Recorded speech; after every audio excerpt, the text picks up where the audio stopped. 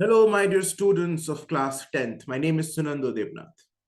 So we have already started with revision sessions for class 10th physics syllabus.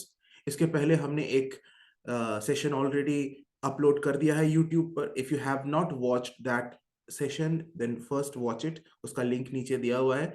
और वैसे भी तुम एक प्लेलिस्ट में तुम्हें सेपरेटली सारे रिविजन सेशंस अरेंज्ड मिलेंगे. वहां से प्लेलिस्ट से भी तुम उसे देख सकते हो. Today we are doing session number 2. We are still in the first chapter force, physics का force. तो मुझे उम्मीद है तुम लोगों ने वो पहला सेशन रिवीजन का देख लिया, पहला लेक्चर देख लिया है. And you have also solved those important questions in your own notebook. Okay, you are maintaining a separate notebook and maintaining a record of all the things that we are doing here. बहुत ही मेहनत से हम ये कर रहे हैं और ये बहुत बेनिफिशियल होगा तुम्हारे लिए. ये एक बहुत अच्छा स्टडी मटेरियल है. Here we are doing all types of questions जो बोर्ड्स में आएंगे. तो फिजिक्स में रिवीजन के लिए बहुत ही बेहतरीन सीरीज हम करने वाले हैं और हमने करना स्टार्ट भी कर दिया है. बहुत ही हेल्पफुल होगा तुम लोगों के लिए प्रिपरेशन के लिए. कॉन्फिडेंस लेवल तो सुपर बूस्ट अप हो जाएगा तुम्हारा कॉन्फिडेंस लेवल. इसीलिए बिना समय गवाए चलो हम लोग स्टार्ट करते हैं आज का ये सेशन. तो पहला जो क्वेश्चन है इसी चैप्टर पर बेस्ड है. Write down the first question for today which says state the condition when on applying the force. State conceptual question है, important question. State the condition when on applying the force the body has number. या फिर part A rotational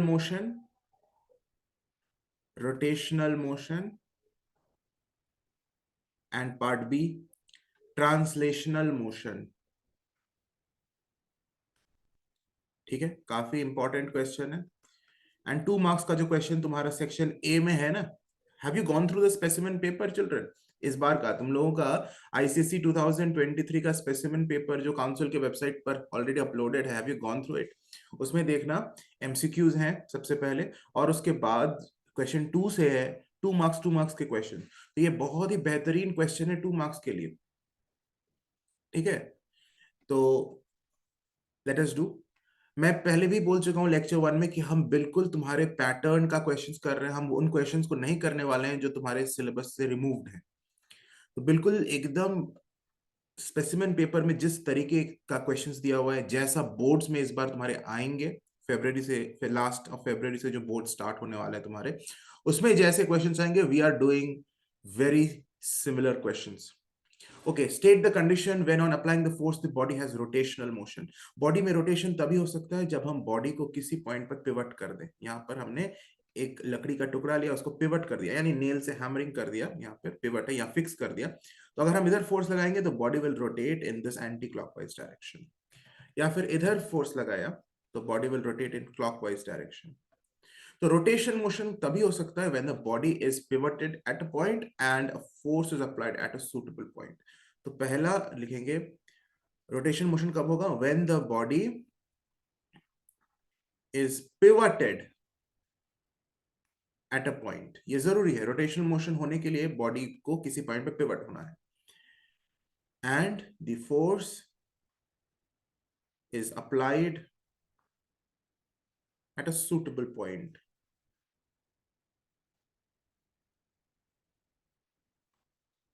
translational motion में body को pivot नहीं होना है. ये body अगर कहीं पिवट कर दिए तो ये ट्रांसलेशनल मोशन नहीं करेगा. Translational motion means straight line motion नहीं करेगा. ये फ्री टू मूव होना चाहिए. The body should be free to move. और मैंने यहां फोर्स लगाया तो बॉडी आगे की तरफ मूव कर जाएगा. जिस डायरेक्शन में फोर्स लगा उसी डायरेक्शन में स्ट्रेट लाइन में. तो ट्रांसलेशन मोशन होने के लिए when the body is free to move, underline कर दो. बेसिकली यही कीवर्ड है, body is free to move और ये पिवटेड एट अ पॉइंट. यही मेन आंसर का पार्ट है. Moving to the next question. Define moment of force. Moment of force इस बार तुम्हारे आईसीएसई स्पेसिमेन पेपर 2023 का जो फर्स्ट एमसीक्यू क्वेश्चन है उसमें है कि out of the following options which is the SI unit of moment of force. देख रहे हो? तो यहाँ पे डेफिनेशन करके मैं पूछ रहा हूँ, define moment of force, right it's SI unit, right it's SI unit. तुम्हारे स्पेसिमेन पेपर में इसका एसआई यूनिट पूछा है क्वेश्चन 1 में। अच्छा, उसके बाद is it a scalar quantity और अ वेक्टर क्वांटिटी? काफी इंपॉर्टेंट क्वेश्चन है, मेरे साथ साथ लिखना नोट्स में, ठीक है? बहुत बेहतरीन रिविजन हमारा चल रहा है। मोमेंट ऑफ फोर्स क्या होता है? पिछले ही लेक्चर में हमने न्यूमेरिकल्स बहुत सारे किए मोमेंट ऑफ फोर्स पर। Moment of force is force into r. R is perpendicular distance from the line of action of force to the pivot और द एक्सिस ऑफ रोटेशन। तो यहां पर उसका डेफिनेशन लिख लेते हैं। The moment of force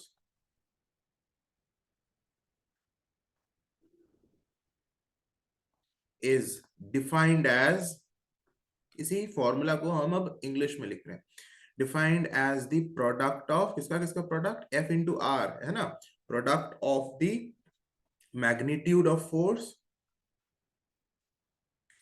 magnitude of force and the perpendicular distance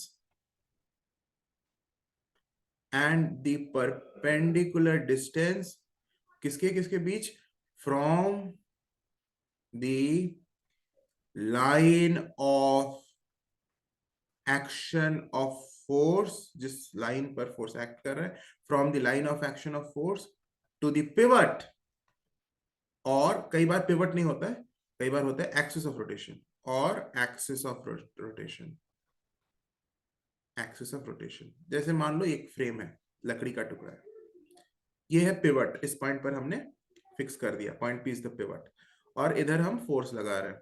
तो ये फोर्स लग रहा है, इसका line of action of force ये वाला लाइन है।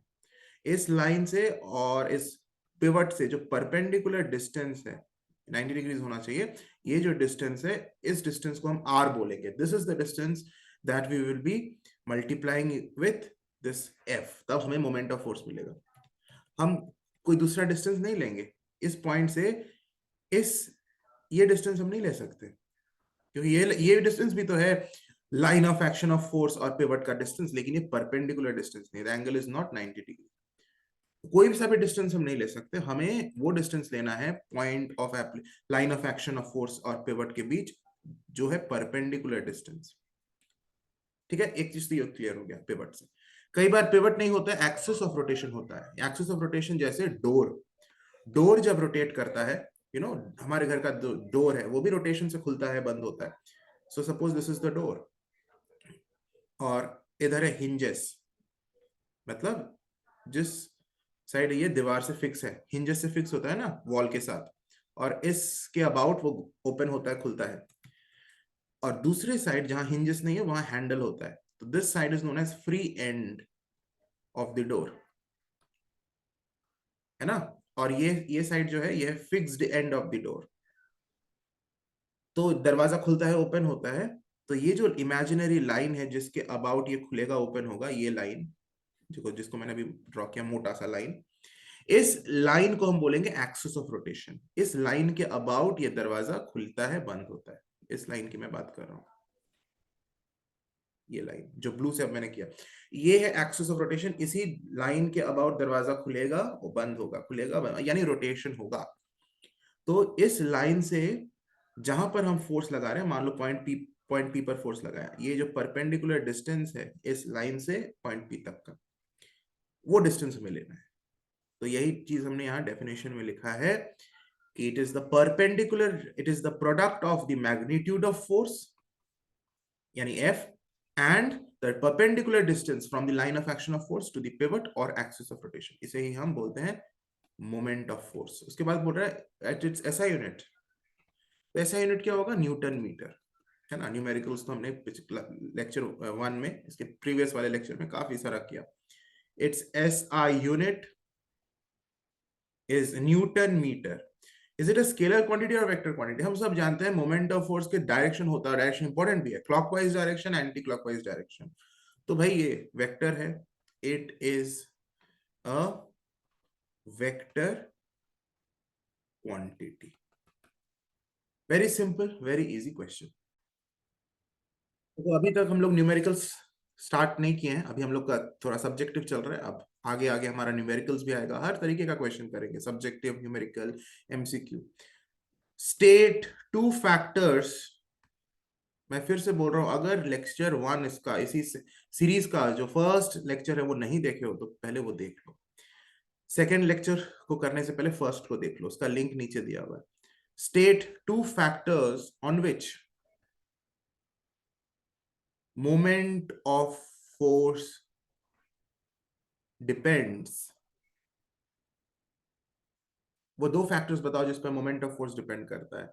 मोमेंट ऑफ फोर्स का फॉर्मूला में ही उनके आंसर्स हैं। मोमेंट ऑफ फोर्स का फॉर्मूला है F × R। इस ये सिंबल होता है मोमेंट ऑफ फोर्स का, इसे टाउ बोलते हैं, इस सिंबल का नाम है टाउ। मोमेंट ऑफ फोर्स के लिए यूज होता है। मोमेंट ऑफ फोर्स का दूसरा नाम टॉर्क भी होता है।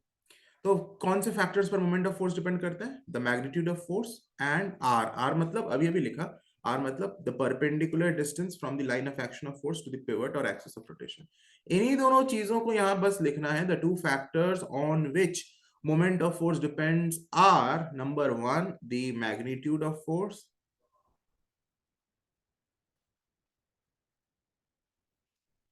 and number 2 the perpendicular distance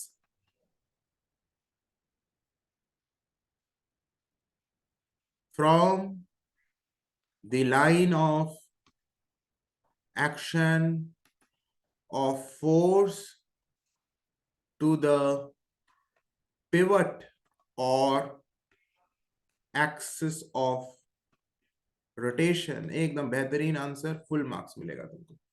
next question में चलते हैं। कुछ है बहुत ही इजी लग रहा है। Why is it easier? काफी इंपॉर्टेंट क्वेश्चन है, बोर्ड्स में कई बार ये पूछा गया है। सारे क्वेश्चंस इंपॉर्टेंट हैं, ऐसा नहीं है कि कोई क्वेश्चन हम जो कर रहे हैं वो लेस इंपॉर्टेंट है। अभी जो क्वेश्चन कर रहे हैं ये बोर्ड्स में पहले भी पूछा गया है एंड बहुत बार पूछा गया है। Why is it easier to open a door by applying the force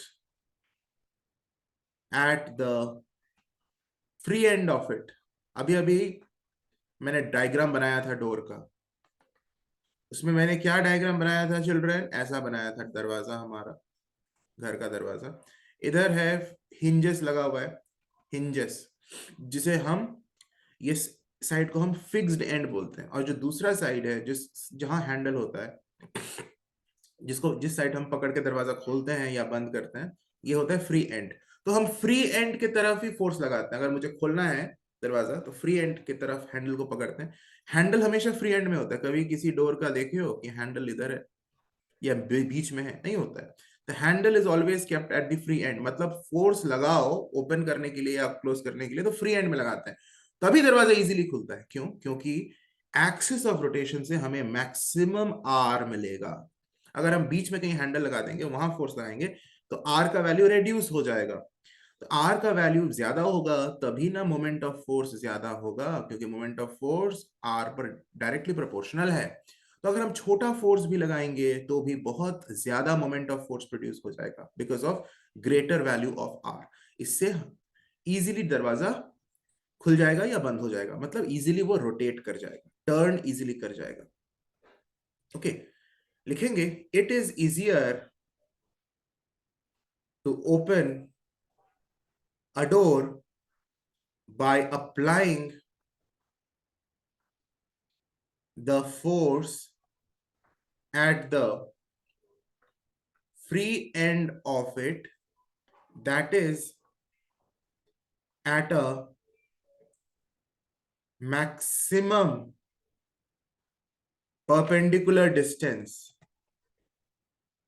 maximum perpendicular distance from the axis of rotation,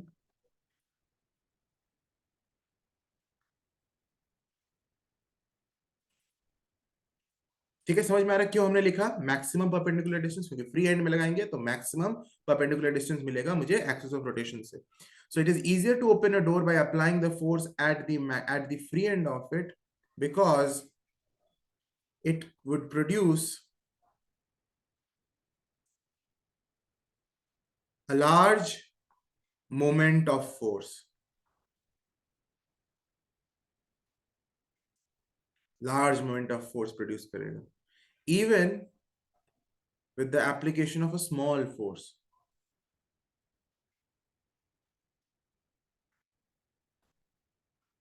छोटा सा फोर्स लगाएंगे तो भी हम बहुत ज्यादा मोमेंट ऑफ फोर्स प्रोड्यूस कर जाएंगे, यानी टर्निंग इफेक्ट ज्यादा होगा. काफी इंपॉर्टेंट क्वेश्चन है. इस सेम तरह का क्वेश्चन आता है कि स्पैनर जो होता है, यानी रेंच एक टूल होता है, उसका लंबा हैंडल क्यों होता है. ये हैंडल देखियो, रेंच नट वगैरह खोलने के लिए. Okay, it's a tool used to open nut.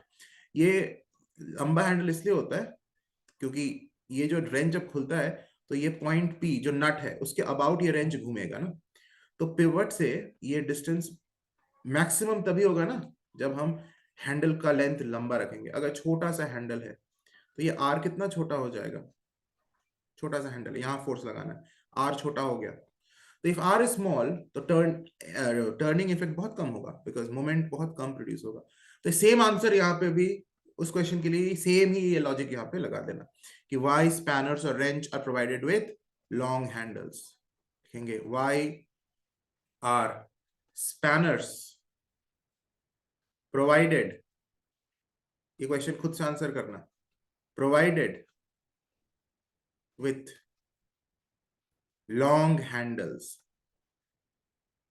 Okay, same answer है कि with long handles we can apply the force at a maximum distance from the point of rotation. उधर इधर डोर में हमने एक्सिस ऑफ रोटेशन लिखा था, लेकिन spanner के केस में पॉइंट ऑफ रोटेशन बोलेंगे. सो by keeping the handles long we can apply the force at a maximum perpendicular distance from the point of rotation, and that would produce a large moment of force even by applying a small force. Therefore spanners are provided with long handles. लिख लोगे, काफी easy and काफी important question भी है. अब एक numerical करते हैं चिल्ड्रन. चलो, लिखा हुआ है on a seesaw. On a seesaw इस तरह का क्वेश्चन लेक्चर 1 में भी हमने किया था. ठीक है, on a seesaw to children of masses 30 kg and 50 kg are sitting on one side of it. एक ही साइड में बैठा हुआ है दोनों बच्चों. On one side of it लिखा हुआ है at distances 2 meters and 2.5 meters respectively from its middle. From its middle. Where should a man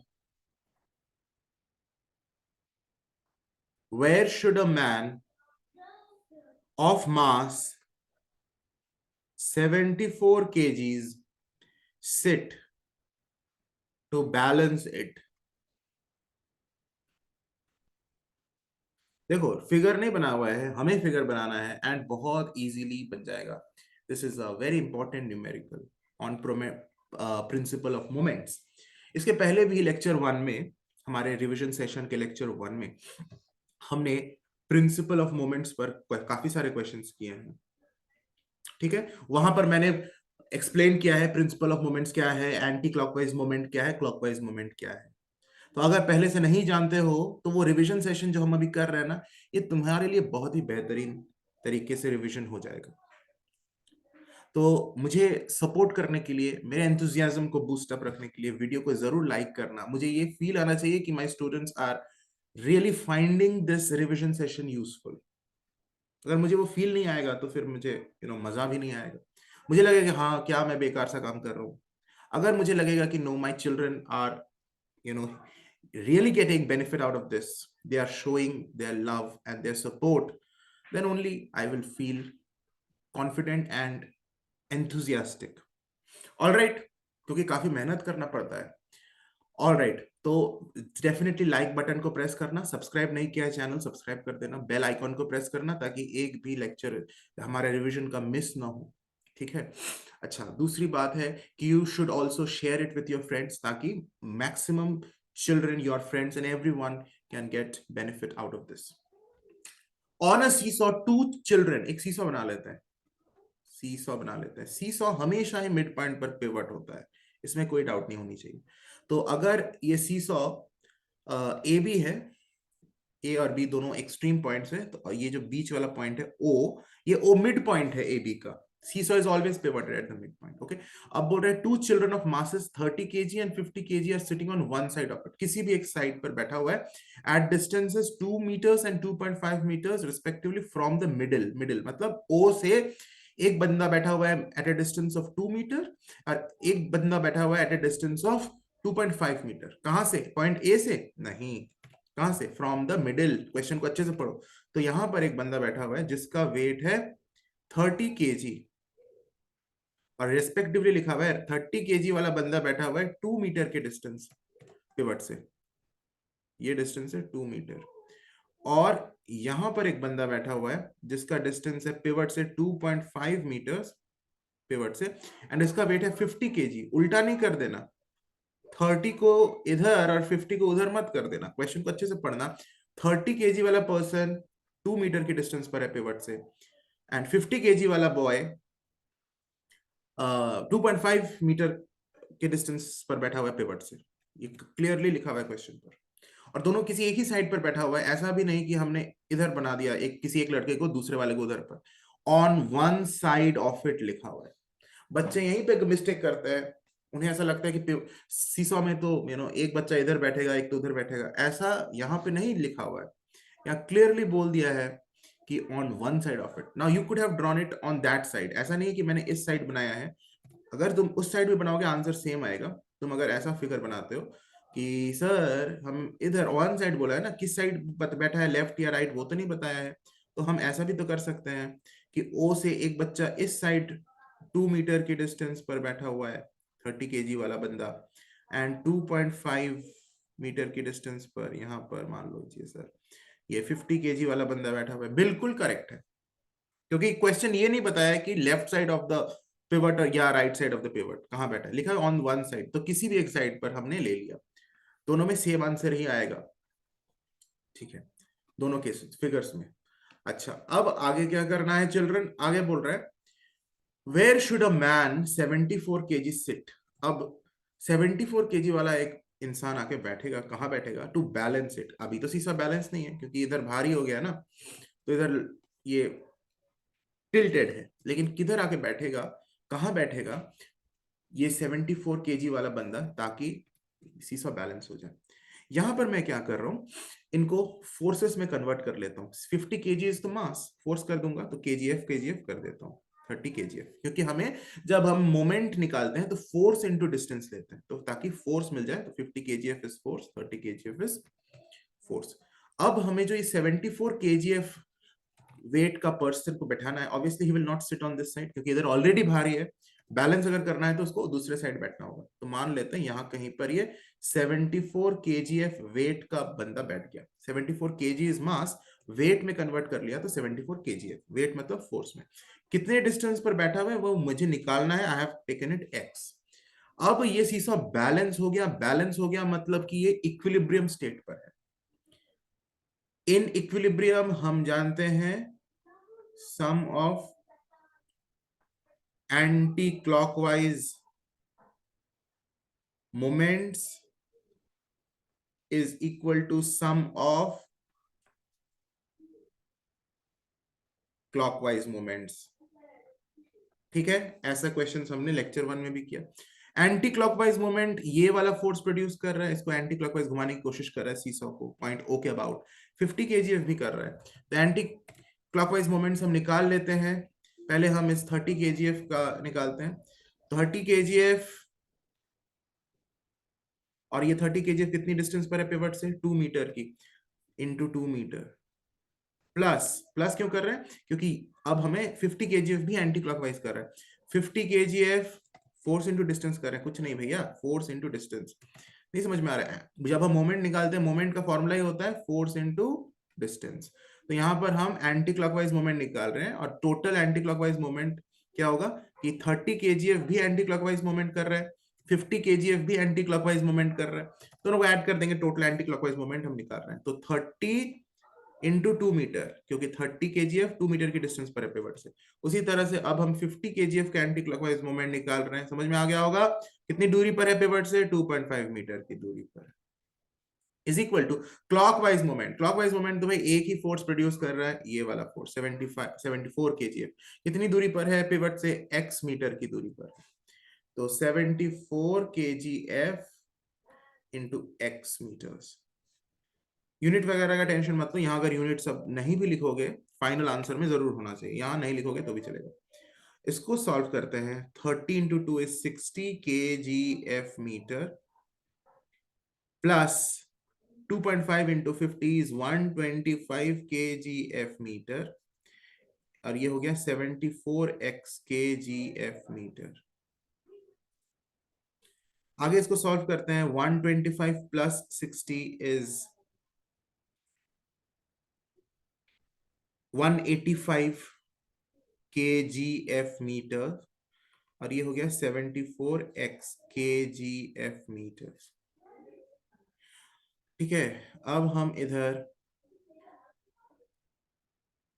x will be 185 divided by 74। इसको सॉल्व करेंगे, आ जाएगा हमारा 2.5, यानी 2.5 मीटर्स की दूरी पर ये बंदा बैठा हुआ है। ये x आ गया ना 2.5, यानी इस इंसान को बैठना है एट अ डिस्टेंस 2.5 मीटर, लेकिन ऑन द अदर साइड, और वो भी कहां से? From the pivot. तो यहाँ 2.5 मीटर लिख के अगर आंसर छोड़ दोगे तो पूरा मार्क्स नहीं मिलेगा। तुम्हें ये लिखना है यहाँ पर, मैं थोड़ा स्पेस बना लूं, जगह कम है, थोड़ा हवा आने दो। हाँ, yes, therefore the man must sit at a distance 2.5 metre. कहां से? सिर्फ 2.5 मीटर लिखोगे? जीरो। कहां से? From the middle mid point. और वो भी किस साइड? वो भी लिखना है on the other side. Right side मत लिखना, क्योंकि ये लेफ्ट साइड में ये बंदा बैठा हुआ है, ये हमने अज्यूम किया कि ये दोनों चिल्ड्रन लेफ्ट साइड में बैठे हुए हैं, तो राइट साइड में ये आदमी आके बैठेगा। अगर हमारा फिगर उधर होता कि these two children were sitting on this side, then the 74 would come on this side. इसलिए ये लेफ्ट राइट मत लिखना, बिकॉज हमें क्वेश्चन में नहीं दिया हुआ है कि ये दो चिल्ड्रन लेफ्ट साइड में बैठे हुए। तो हम एक जनरलाइज्ड आंसर लिखेंगे from the middle on the other side. Other side मतलब जिस साइड वो दोनों चिल्ड्रन बैठे हुए हैं उसके दूसरे साइड में ये इंसान आके बैठ गया। हमारा आंसर कंप्लीट होता है इसी के साथ, लेकिन हमारा वीडियो अभी कंटिन्यू रहेगा, हम अभी भी बहुत सारे क्वेश्चंस आगे करेंगे। I hope you people are enjoying whatever we are doing. चलो, मोमेंट ऑफ फोर्स पर नेक्स्ट न्यूमेरिकल हाजिर है। The diagram below shows two forces, F1 is equal to 5 Newton and F2 is equal to 3 Newton, acting at points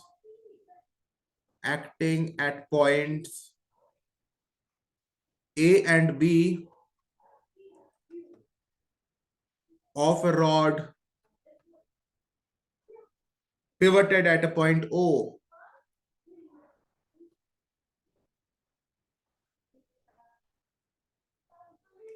Such that OA is equal to 2 meters and OB is equal to 4 meters. एक figure भी बना हुआ है, figure बनाओ, question में बना हुआ है। Here you have O, here point A, point B. This is 2 metre OA का डिस्टेंस, 4 मीटर है OB का डिस्टेंस। यहाँ दिया हुआ है, लिखा भी हुआ है क्वेश्चन में, और फिगर में भी इंडिकेटेड है। यहाँ पर एक फोर्स लगा है 5 न्यूटन, इधर एक फोर्स लगा है 3 Newton. F2 is 3 Newton. F1 is 5 Newton. Calculate, question है कैलकुलेट, क्या कैलकुलेट करना है? The moment of force F1 about O. Number 2, calculate the moment of force F2 about O. Third है टोटल मोमेंट. टोटल मोमेंट मतलब ही resultant moment. याद करो पिछले lecture में, लेक्चर 1 जो हमने कल ही किया था, उसमें रिजल्टेंट मोमेंट कैसे निकाला था, वैसे ही है. टोटल मोमेंट को ही रिजल्टेंट मोमेंट बोलते हैं. Total moment of the two forces about O. Now pause this video and you try to do it. फिर रेज्यूम करना वीडियो को. अभी पॉज कर लो, सब लोग पॉज कर लो वीडियो को, क्वेश्चन को देखो, अपने से बनाओ कि F1 कितना मोमेंट ऑफ फोर्स प्रोड्यूस कर रहा है. F1 तो F1 का वैल्यू भी पता है, परपेंडिकुलर डिस्टेंस फ्रॉम पिवट भी पता है, आराम से बता दोगे. Similarly moment of force F2 निकालना है. F2 कितना मोमेंट प्रोड्यूस कर रहा है पिवट के बॉर्डर. फिर याद करो हमने बताया था क्लॉकवाइज मोमेंट को नेगेटिव लेते हैं, एंटी क्लॉकवाइज मोमेंट जो आएगा पॉजिटिव लेंगे, दोनों को एल्जेब्रिक सम करेंगे, टोटल मोमेंट आ जाएगा, वो भी निकालो. पॉज करो. पॉज करने के बाद सॉल्व करो, फिर वीडियो रिज्यूम करो और फिर मेरा सोल्यूशन देखो. अगर तुम्हारा करेक्ट है तो अपने आप को शाबाशी दो. Very good. चलो अब मैं ये अज्यूम करता हूं तुम लोगों ने सॉल्व कर लिया है. अब मैं इसको सॉल्व करता हूं. ठीक है, तो सबसे पहले निकालना है moment of force F1 about O, that is F1 into ये वाला डिस्टेंस. तो डायरेक्ट लिखते हैं, F1 सिंबल विंबल लिखने की क्या जरूरत है. F1 is 5 न्यूटन और distance from the pivot is 2 metre, यानी 5 2 10 न्यूटन मीटर. ऐसे ही छोड़ मत देना, डायरेक्शन डेफिनेटली लिखना क्योंकि ये वेक्टर क्वांटिटी है. डायरेक्शन मतलब ये किधर घुमा रहा है, anti clockwise. F1 is trying to rotate this rod in anti-clockwise direction, तो anti-clockwise moment प्रोड्यूस हुआ है. Second, moment of force F2 about O. F2 is 3 Newton into 4 metre, 4 3s are 12 newton metre. और F2 क्या है, clockwise घुमाने की कोशिश कर रहा है. It is producing clockwise moment. याद करो, फिर से बोल रहा हूं, क्लॉकवाइज को नेगेटिव लेते हैं, एंटी क्लॉकवाइज को पॉजिटिव लेते हैं. जब हम टोटल मोमेंट निकाल रहे हैं, जिसे हम रिजल्टेंट मोमेंट भी बोलते हैं, तब हम एल्जेब्रिक सम करते हैं इन दोनों का, एंटी क्लॉकवाइज मोमेंट और क्लॉकवाइज मोमेंट का. तो total moment of the two forces about O is equal to, anti clockwise moment है ये तो इसे प्लस में ही लेंगे, 10 न्यूटन मीटर प्लस, और ये क्लॉकवाइज मोमेंट है नेगेटिव में लेंगे तो प्लस -12 न्यूटन मीटर, यानी 10 - 12 इज -2 न्यूटन मीटर. माइनस को हटा दो तो 2 न्यूटन मीटर ब्रैकेट में लिख दो, instead of minus you will write clockwise. Very simple, कुछ भी नहीं है, बहुत इजी है. यानी ये फाइनली क्लॉकवाइज डायरेक्शन में घूमेगा. ठीक है, ये रॉड. कोई तुमसे पूछे कि in which direction this rod will rotate, और in which side will it tilt, किधर टिल्ट हो जाएगा, क्लॉकवाइज या anti clockwise. It will tilt in the clockwise direction. ऐसे क्यों, क्योंकि इधर टोटल मोमेंट क्लॉकवाइज आया है.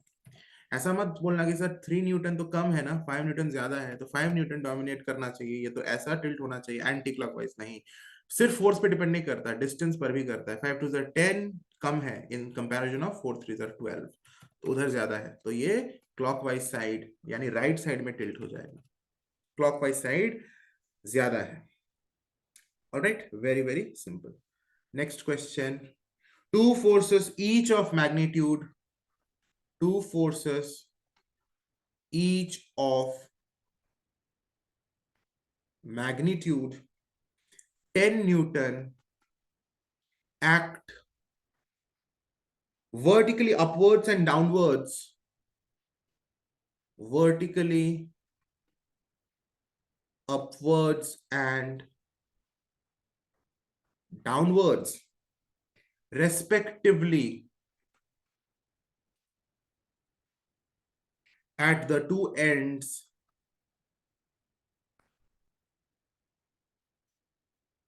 A and B of a uniform rod of length 4 meters, which is pivoted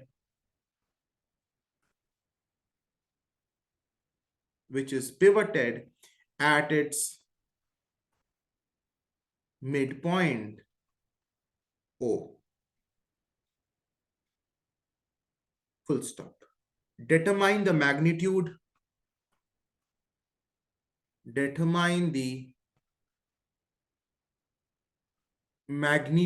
of resultant moment of forces about the pivot O. See, here we have to draw the figure if it is not drawn. कई बार draw किया हुआ रहता है, कई बार हमें question पढ़ के खुद ड्रॉ करना पड़ता है. लिखा हुआ है two forces each of magnitude 10 Newton act vertically upwards and downwards respectively at two ends A and B of a uniform rod of length 4 meter which is pivoted at its midpoint.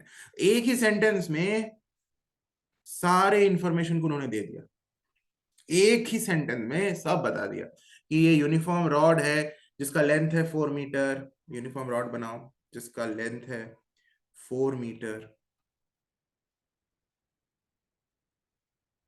यानी इसका जो mid point होगा वो होगा किसी एक side से 2 metre की डिस्टेंस पर. पूरा लेंथ है 4 मीटर. ठीक है, अब बोल रहा है कि which is pivoted at its mid point O. ये मिड पॉइंट है ओ, यानी यहां से ए ओ का डिस्टेंस 2 मीटर है और ओबी का भी 2 मीटर है क्योंकि ओ मिड पॉइंट है. कितनी सारी बातें एक ही सेंटेंस में है. फिर बोल रहा है two forces are acting each of magnitude 10 newton vertical upwards and downwards at two points A and B. तो एक ए के ऊपर ऐसे ऊपर एक्ट हो रहा है अपवर्ड्स, तो दूसरा डाउनवर्ड्स, और दोनों ही 10 न्यूटन है. देखो इस क्वेश्चन को दो तरीके से हम सॉल्व कर सकते हैं एंड दोनों तरीके मैं बताता हूँ. ठीक है, एक तो जिस तरीके से हम कर रहे हैं मोमेंट ऑफ फोर्स का फॉर्मूला लगाकर, वह बिल्कुल वही सेम कॉन्सेप्ट उसी से करेंगे. और एक दूसरा तरीका भी है, मोमेंट ऑफ कपल का यूज करेंगे. मैं तुम्हें एक चीज बता दूंगा, बहुत क्लियर हो जाएगा कॉन्सेप्ट. अब देखो यहां पर है, अब हमने फिगर पूरा बना लिया क्या? देखो कुछ बाकी तो नहीं है. इस फर्स्ट सेंटेंस में जितने इंफॉर्मेशन थे उसी को हमने डायग्राम में ट्रांसलेट कर लिया. टू फोर्सेस हमने बना दिया, two forces each of magnitude 10 newton हमने शो कर दिया, 10 newton 10 newton. Act vertically upwards and downwards, एक ऊपर एक नीचे, at two ends A and B, A and B दोनों एंड के तरफ, of a uniform rod of length 4 metre. ठीक है, which is pivoted at the mid point. Mid point पे पिवटेड है, यानी यहां से A O 2 metre, O B 2 metre. Very simple, कुछ भी हमने नहीं किया जो क्वेश्चन में नहीं दिया हुआ है. हमने वही किया, हमने वही फिगर बनाया, वही इंफॉर्मेशन को इंडिकेट किया फिगर में जो लिखा हुआ है यहाँ पर. Determine the magnitude of resultant moment of force. अब हम जानते हैं कि मोमेंट ऑफ फोर्स जब भी हम निकालते हैं चिल्ड्रन, हम क्या करते हैं? रिजल्टेंट जब भी हम निकालते हैं हम एंटी क्लॉकवाइज और क्लॉकवाइज को एल्जेब्रिकली ऐड करते हैं. लेकिन मान लो यहाँ कोई एंटी क्लॉकवाइज है ही नहीं या फिर कोई क्लॉकवाइज मोमेंट है ही नहीं, तो उसे इग्नोर करेंगे. जो भी है, दोनों अगर एंटी क्लॉकवाइज मोमेंट्स है दोनों को ऐड कर देंगे, दोनों अगर क्लॉकवाइज है दोनों को ऐड कर देंगे. तो बेसिकली यहां पर हम लोग इसी टाइप से सॉल्व करेंगे. तो अब हम देखते हैं इसको कैसे सॉल्व करते हैं. तो यहां पर देखते हैं कि जो 10 न्यूटन पॉइंट ए पर लग रहा है, ये इसे किस डायरेक्शन में घुमाने की कोशिश कर रहा है? क्लॉकवाइज डायरेक्शन में. इमेजिन करो, तभी समझ में आएगा. ये जो 10 न्यूटन पॉइंट ए पर लगा है, ये इस रॉड को पॉइंट ओ के अबाउट क्लॉकवाइज डायरेक्शन में घुमाने की कोशिश कर रहा है. ऑल्सो ये जो 10 न्यूटन लगा है, ये भी इसे क्लॉकवाइज डायरेक्शन में ही घुमाने की कोशिश कर रहा है. यानी इस फिगर में हमारा एंटी क्लॉकवाइज मोमेंट है ही नहीं. तो है नहीं तो अच्छी बात है, कोई टेंशन वाली बात नहीं है. ऐसा नहीं कि हम रिजल्टेंट मोमेंट नहीं निकाल पाएंगे. रिजल्टेंट मोमेंट का मतलब है जो भी मोमेंट्स है उसको आप एल्जेब्रिकली ऐड कर दो, यही है लॉजिक. अगर क्लॉकवाइज मोमेंट है उसको भी ऐड करो, एंटी क्लॉकवाइज मोमेंट है उसको भी ऐड करो। हाँ, क्लॉकवाइज मोमेंट को माइनस साइन के साथ ऐड करो। एंड जैसे कि हमने पिछले क्वेश्चन में किया था, ऐड ही किया था, लेकिन क्लॉकवाइज मोमेंट को -12 माइनस साइन के साथ ऐड किया था। इस क्वेश्चन में कोई, अभी जो हमारा क्वेश्चन है, कोई एंटी क्लॉकवाइज मोमेंट है नहीं, दोनों ही क्लॉकवाइज मोमेंट है, यानी दोनों को हम ऐड करेंगे लेकिन साइन के साथ। तो इसको सॉल्व बिल्कुल वही सेम है। तो अब हम सबसे पहले निकालते हैं कि ये वाला 10 न्यूटन जो है पॉइंट ए पर लगा है, वो कितना मोमेंट प्रोड्यूस कर रहा है। तो मोमेंट ऑफ 10 न्यूटन एट ए निकाल रहे हैं। ओके, अबाउट पॉइंट ओ के अबाउट वो कितना मोमेंट प्रोड्यूस कर रहा है। तो force into distance from pivot, 10 Newton into distance क्या है, 2 मीटर, 20 न्यूटन मीटर। क्लॉकवाइज है इसलिए जरूर लिखेंगे क्लॉकवाइज। अब हम निकालेंगे मोमेंट ऑफ दूसरा वाला 10 newton which is at point B about point O. ये भी मैग्नीट्यूड 10 न्यूटन, पिवट से डिस्टेंस 2 मीटर, और ये भी हमारा 20 न्यूटन मीटर क्लॉकवाइज आ गया। अब हम निकालते हैं रिजल्टेंट मोमेंट, जो हमें निकालना है रिजल्टेंट मोमेंट। रिजल्टेंट मोमेंट है दोनों को एडिशन, लेकिन एडिशन माइनस साइन के साथ, क्योंकि क्लॉकवाइज मोमेंट है। तो -20 प्लस -20 न्यूटन मीटर, यानी -40 न्यूटन मीटर। माइनस को हटाएंगे, लिखेंगे 40 न्यूटन मीटर क्लॉकवाइज। हमारा आंसर आ गया।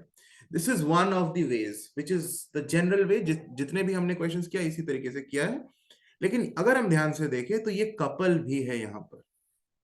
इसको हम मोमेंट ऑफ कपल के तहत कर सकते हैं। तो अगर एक इंपॉर्टेंट सा ट्रिक तुम्हारे लिए, इन केस ऑफ कपल, सिर्फ अगर कपल के केस में ये अप्लाई कर सकते हैं। अगर क्वेश्चन में जो फिगर है वो कपल है, देखो ये कपल है ना, two equal and opposite forces parallel to each other and not acting along the same line form a couple. पिछले लेक्चर में कपल बताया था, तो ये कपल है यहाँ पर। तो जब कपल बन रहा है उस केस में, इन केस ऑफ कपल, जब भी हमें रिजल्टेंट मोमेंट निकालना पड़े, वो एक्चुअली ही होगा क्या, वो होगा moment of couple. Moment of couple, तुम मोमेंट ऑफ कपल निकाल दो, डायरेक्टली वही हो जाता है रिजल्टेंट मोमेंट।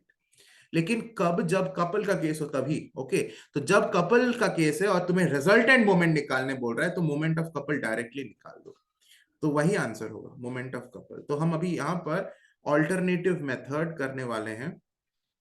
ऑल्टरनेटिव मेथड, यहां पर हम देख रहे हैं कि ये मोमेंट, ये कपल है, यानी यहां पर अगर मुझे रिजल्टेंट मोमेंट निकालना है तो हम मोमेंट ऑफ कपल निकाल देंगे और हमारा आंसर आ जाएगा। मोमेंट ऑफ कपल का फॉर्मूला क्या होता है, either force into couple arm. याद करो, मोमेंट ऑफ कपल का ये फॉर्मूला होता है, either force into couple arm. ये हमारा दोनों में से कोई भी एक फोर्स हम ले लेंगे, आइदर फोर्स, दोनों तो 10 न्यूटन ही है तो किसी को भी ले लो, 10 newton into couple arm. Couple arm का मतलब होता है the perpendicular distance between the two forces, इन दोनों फोर्सेस के बीच का डिस्टेंस, तो जो कि है ये 4 मीटर। दोनों फोर्सेस के बीच का डिस्टेंस 4 मीटर है, 4 metre.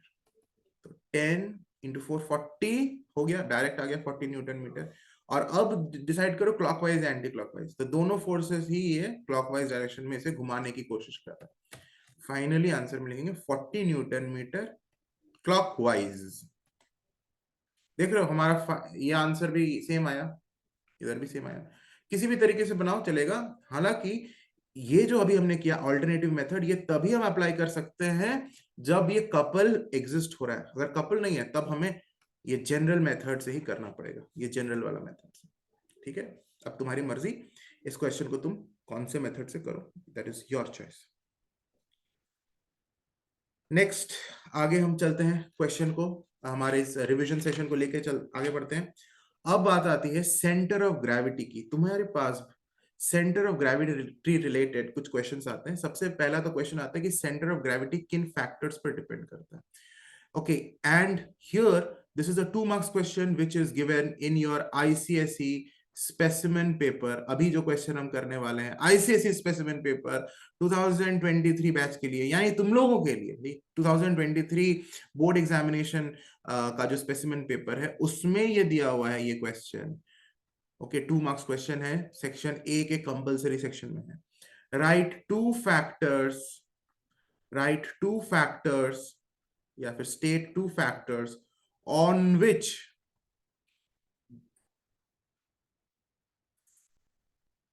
center of gravity of a body depends। बताओ वो 2 फैक्टर्स कौन कौन से हैं जिस पर सेंटर ऑफ ग्रेविटी डिपेंड करता है। लिखेंगे, बहुत ही इंपॉर्टेंट एंड बहुत ही easy. The 2 factors on which centre of gravity of a body depends are the number 1 the mass of the body, नहीं गलत, the distribution of mass of the body, इसलिए mass लिखेंगे गलत हो जाएगा। The distribution of mass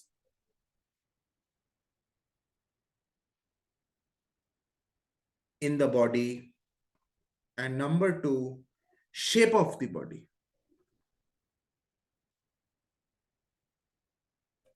size of the body नहीं, ये एक बहुत ही इंटरेस्टिंग एमसीक्यू क्वेश्चन में के तहत पूछा जा सकता है। ऑन विच फैक्ट ऐसे पूछा जा सकता है एमसीक्यू के तहत। देखो ये क्वेश्चन एमसीक्यू की तरह पूछा जाए और बहुत ही कंफ्यूज किया जा सकता है। Centre of gravity of a body depends on, मान लो यहां पर तुम्हारे पास दिया हुआ है mass of the body, B distribution of mass of the body, size of the body, and D shape of the body as well as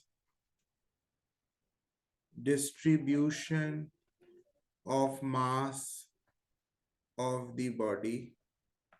अच्छा, फर्स्ट ऑप्शन को ऐसे लिखते हैं, मास of the body and shape of the body, distribution of mass of the body and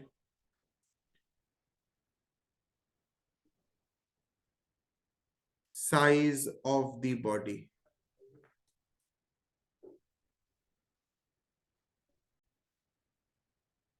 तो अगर इस तरह के ऑप्शंस तुम्हारे पास एमसीक्यू में दिया हुआ है तो कंफ्यूज कर जाओगे, लेकिन कंफ्यूज नहीं करना है, क्योंकि centre of gravity of a body and depend करता है। फर्स्ट ऑप्शन क्या दिया हुआ है, mass of the body and shape of the body, नहीं, शेप ऑफ द बॉडी पर तो करता है लेकिन मास ऑफ द बॉडी पर नहीं करता है, डिस्ट्रीब्यूशन ऑफ मास पर करता है, यानी किस तरह से वो मास पूरे बॉडी में डिस्ट्रीब्यूटेड है, मैं इसको एक्सप्लेन करूंगा अभी।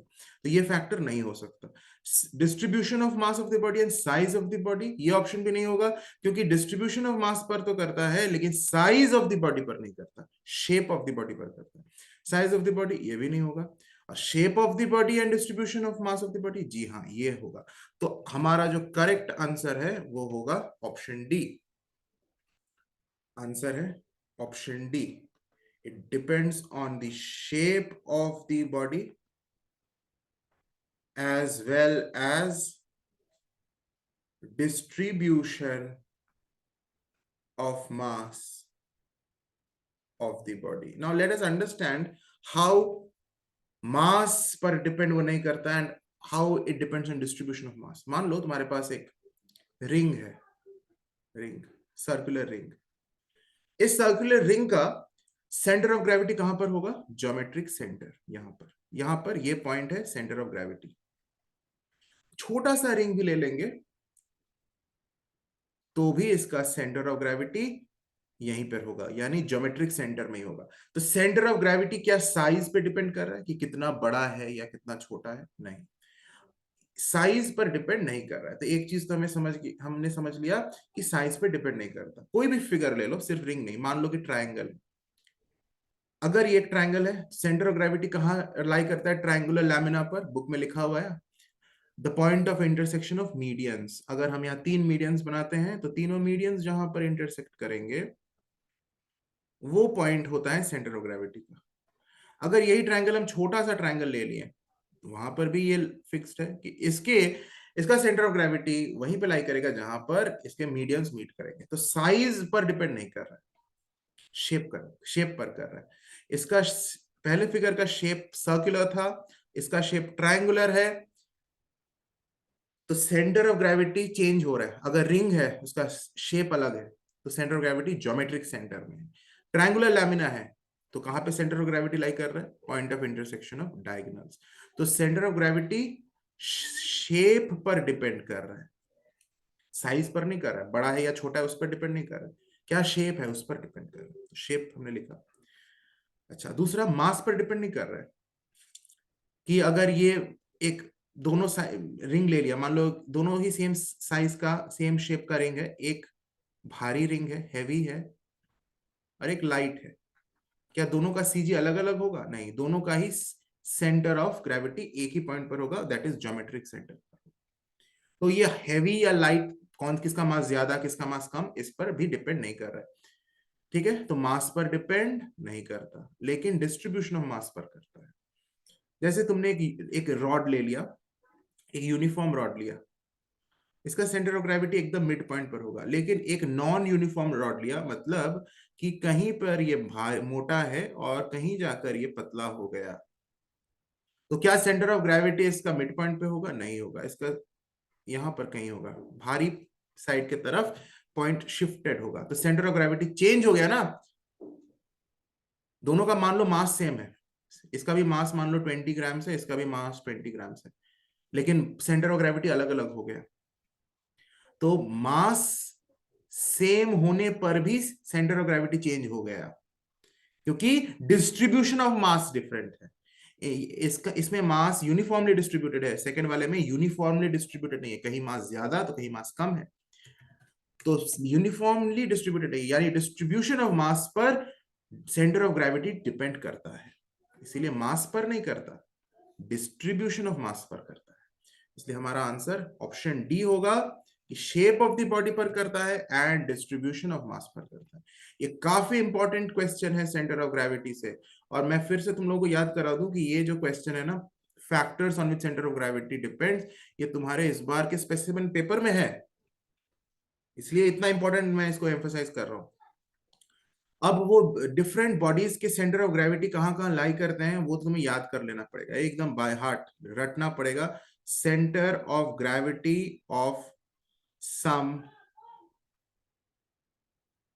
Regular uniform objects. कुछ हम ऑब्जेक्ट्स ऐसे ले लेंगे, यह है ऑब्जेक्ट और यह है उसका position of centre of gravity.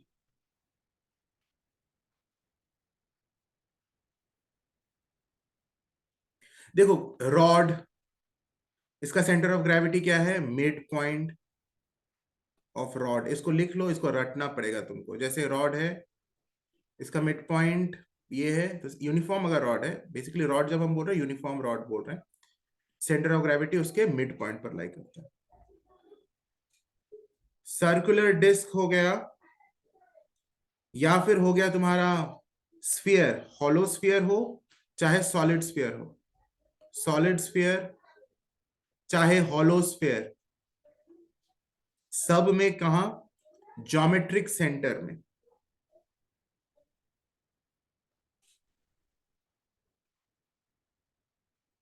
एक मतलब डिस्क है ज्योमेट्रिक सेंटर में। अगर एक बॉल है, हॉलो बॉल भी है तो भी उसके ज्योमेट्रिक सेंटर, सॉलिड बॉल भी है तो भी ज्योमेट्रिक सेंटर। ठीक है, अब सॉलिड और हॉलो सिलेंडर दोनों में same mid point on the axis of cylinder, mid point on the axis of cylinder, यानी यहां पे सिलेंडर है, हॉलो सिलेंडर हो चाहे सॉलिड हो, इसका ये एक्सिस है, इस एक्सिस का मिड पॉइंट पर, ठीक है, इजी है। सॉलिड कोन का अलग होता है, हॉलो कोन का अलग होता है, इंपॉर्टेंट है याद करना। सॉलिड कोन का कहां पर, at a height h/4 from the base, base से, यानी अगर ये हमारा एक सॉलिड कोन है, पूरा सॉलिड मटेरियल है, ओके, हॉलो नहीं है, पूरा हाइट अगर h है, h means height of the cone, तो बेस से h/4 हाइट पर सेंटर ऑफ ग्रेविटी लाई करता है, बेस से, not from the apex, from the base h/4 distance पर सेंटर ऑफ ग्रेविटी होगा, h is the height of the solid कोन। अगर hollow cone है तो होगा एट अ हाइट h/3, याद रखना h/3 एपेक्स या पीक से नहीं बोल रहे, फ्रॉम द बेस, अगर एपेक्स से पूछेगा तो दूसरा वैल्यू होगा। सर्कुलर रिंग, अभी अभी हमने रिंग का डायग्राम भी बनाया था, वहां पर कहां लाई करता है, centre of the ring. Triangular lamina या सिंपल ट्रायंगल लिखते हैं, कोई भी ट्रायंगल हो, आइसोसेलेस हो, स्केलीन हो, राइट एंगल ट्रायंगल हो, कहीं उसमें होता है the point of intersection of medians, जहां तीनों मीडियंस इंटरसेक्ट कर रहे हैं, the point of intersection of medians. अब लास्ट है पैरेललोग्राम, रेक्टेंगल, वैसे रेक्टेंगल भी पैरेललोग्राम होता है, स्क्वायर बोलो, रोम्बस बोलो, इधर कहां पे, the point of intersection of the diagonals, जहां दोनों डायगोनल्स इंटरसेक्ट करते हैं, the point of intersection of diagonals, ठीक है, डायगोनल्स पता है ना क्या होता है, मान लो ये पैरेललोग्राम है, तो ये डायगोनल और ये डायगोनल जहां पर इंटरसेक्ट किया वो पॉइंट हो गया सेंटर ऑफ ग्रेविटी। मान लो एक रोम्बस है, रोम्बस इज आल्सो पैरेललोग्राम जिसमें ऑल साइड्स इक्वल होता है, तो इसके भी जो डायगोनल्स जहां इंटरसेक्ट करते हैं वो पॉइंट हो गया सेंटर ऑफ ग्रेविटी। स्क्वायर में भी वैसे, रेक्टेंगल में भी वैसे, ओके, तो समझ लिया, कुछ भी इसमें टेंशन वाली बात नहीं है। इस पर बेस्ड क्वेश्चन कैसे पूछता है, let us do a proper MCQ question based on this. The center of gravity, the center of gravity of a hollow cone of height h is at distance x from its vertex, vertex बोल रहा है, where the value of x is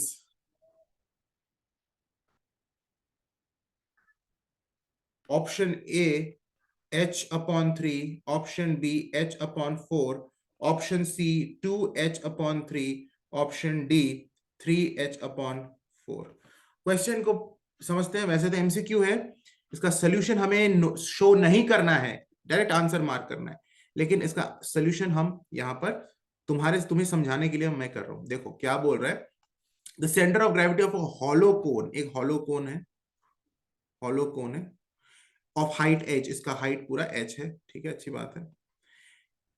centre of gravity of hollow cone h of height h is at a distance x from the vertex, vertex से, ये vertex हो गया ना, vertex से x distance पर, x ये डिस्टेंस, x डिस्टेंस पर यहां पर कहीं सेंटर ऑफ ग्रेविटी लाई कर रहा है x डिस्टेंस पर। तो what is the value of x, तो x का क्या वैल्यू है, देखो हमने यहां पर पढ़ा कि हॉलो कोन में एट सेंटर ऑफ ग्रेविटी लाई करता है एट अ हाइट h/3, लेकिन फ्रॉम द बेस, लेकिन हमें तुम्हें जो यहाँ x निकालना है वो फ्रॉम द वर्टेक्स है, यानी centre of gravity from the vertex निकालना है, नॉट फ्रॉम द बेस।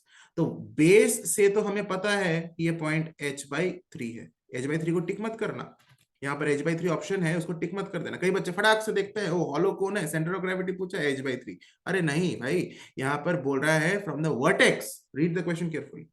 तो अगर पूरा हाइट h है और नीचे से इस पॉइंट तक का डिस्टेंस h/3 है, नीचे से बेस से, तो ऊपर से कितना होगा, h - h/3, which is 3h minus h, which is 2h upon 3.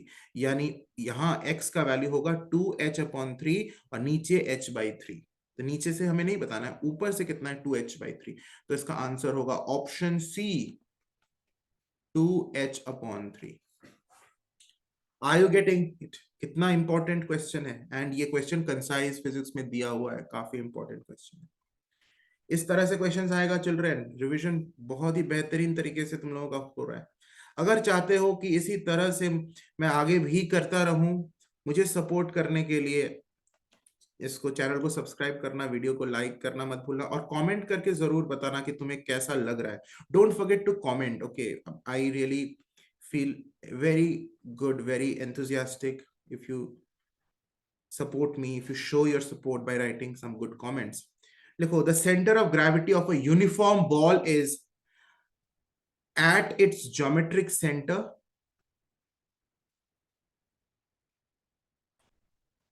at its bottom, at its topmost point,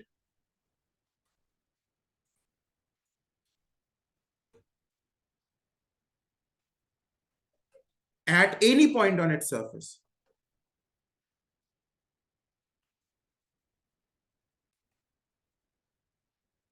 very simple question है, यहाँ पे कोई टेंशन नहीं लेना. Centre of gravity of a uniform ball. Ball means sphere. Ball means sphere. हमने पढ़ा, चाहे वो हॉलो स्फीयर हो या सॉलिड स्फीयर हो, ज्योमेट्रिक सेंटर पर लाई करता है. तो यहां पर भी option A at its geometric centre होगा. इसमें कोई टेंशन नहीं है, बड़ा इजी सा क्वेश्चन है. Centre of gravity based next question. Can centre of gravity of a body be situated outside its material? Give an example. Important question. Give an example. बोल रहे क्या किसी भी बॉडी का सेंटर ऑफ ग्रेविटी उसके material के outside लाई कर सकता है? हाँ, बहुत सारे केसेस में. जब हम रिंग बनाते हैं, रिंग अंगूठी, तो सेंटर ऑफ ग्रेविटी यहां पर लाई करता है. क्या यहाँ पर रिंग का कोई मटेरियल है? नहीं, यहाँ तो एयर है, हॉलो है, यहाँ तो खाली जगह है, एयर है. रिंग का कोई मटेरियल नहीं है, लेकिन सेंटर ऑफ ग्रेविटी वहां लाई करता है. इसका मतलब ये है कि सेंटर ऑफ ग्रेविटी जरूरी नहीं है कि मटेरियल ऑफ द बॉडी पर लाई करे. अगर हम हॉलो बॉल की बात कर रहे हैं, हॉलो स्फीयर, अंदर में हवा भरा हुआ है, हॉलो मतलब अंदर कुछ नहीं है, मटेरियल नहीं है. सेंटर ऑफ ग्रेविटी उसके एकदम ज्योमेट्रिक सेंटर पर लाई करता है, जहां कोई मटेरियल नहीं. तो लाई कर सकता है. Yes, centre of gravity of a body can be situated outside it's material. Give an example. Example बहुत ही प्यारा सा एग्जांपल लिख देंगे. Centre of gravity of a ring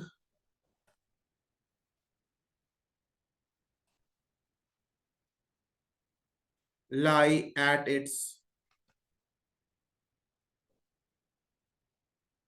geometric center. या फिर center of gravity of a hollow sphere lie at its geometric center. या फिर hollow cone का भी लिख सकते हो. The center of gravity of a hollow cone lie at a height h by 3 from its base. वो भी तो वहां कोई मटेरियल नहीं है. Center of gravity of a hollow cylinder lie at the midpoint of the axis of cylinder. यहाँ सब जगह ये जो सारे एग्जांपल्स है, hollow cone, hollow cylinder, hollow sphere या फिर ये रिंग, इन सब जगहों पर, इन सभी एग्जांपल्स में centre of gravity material of the body पर लाई नहीं कर रहा है. ठीक है, बड़ा इजी सा चीज है, कोई क्वेश्चन नहीं है.